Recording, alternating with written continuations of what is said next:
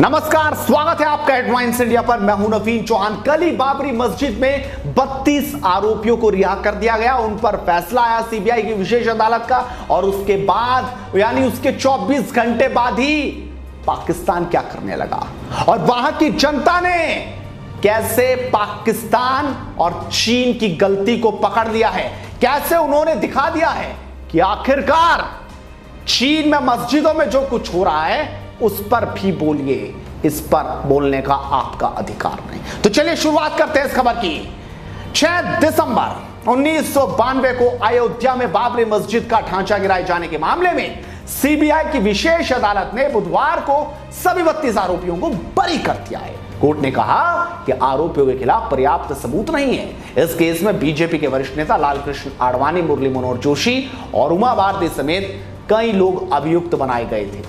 जहां एक तरफ इस फैसले को लेकर संत समाज में खुशी का माहौल है, मठ मंदिरों में संत महंत इस फैसले से खुश होकर जय श्री राम के नारे लगा रहे हैं, तो एक दूसरे को मिठाई खिलाकर स्वागत कर रहे हैं, तो वहीं दूसरी तरफ इस फैसले को लेकर पड़ोसी देश पाकिस्तान तो मानो जल भुन गया है। लेकिन सबसे पहले आपको दिखाते हैं कि आखिरकार संत समाज की क्या प्रतिक्रिया आई। देखिए, आज संविधान की जीत हुई। हम लोग संविधान को मानते हैं, संविधान में आस्था है, और आज संविधान की जीत हुई। इसके नाते देखिए सब लोग बाइज्जत बरी हो गए।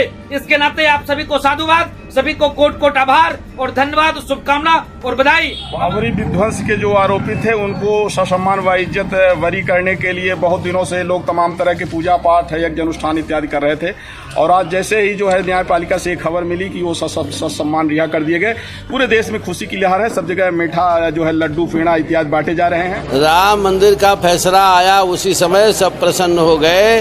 अब इसके बाद सीबीआई कोर्ट चाहे जैसा करे, सब में प्रसन्नता ही थी और आज भी प्रसन्नता है। तो देखा आपने, लेकिन बौखलाहट पाकिस्तान में है।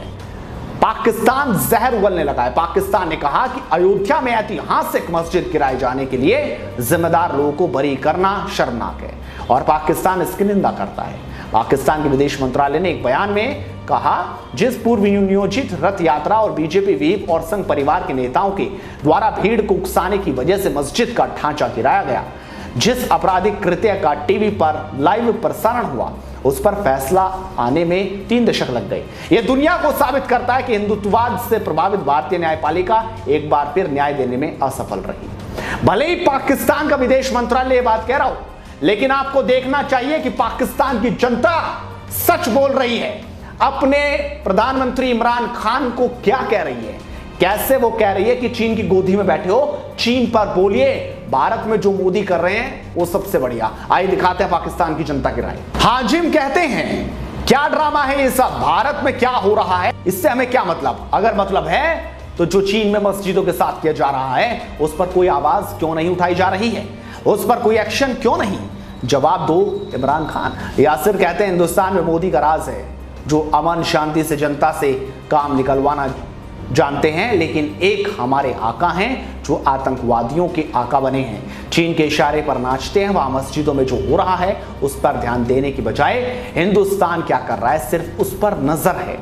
नवाज अली कहते हैं, जो खुद इस्लामिक देश है और दूसरे धर्म वालों को मार रहा है वो भारत पर ज्ञान दे रहा है। बेशर्म इमरान, शियाओं के साथ पाकिस्तान जो कर रहा है उस पर तो ध्यान दो कुछ।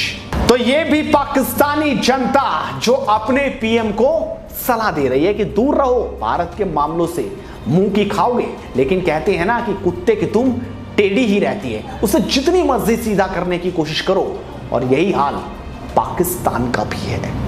लगातार पल पल के अपडेट आपको देते रहेंगे, बड़ी खबरें आपको दिखाते रहेंगे। इस वीडियो को शेयर करना मत भूलिए, और लगातार जुड़ रही है हेडलाइंस इंडिया के साथ। सब्सक्राइब कीजिए, घंटी दबाइए। नमस्कार।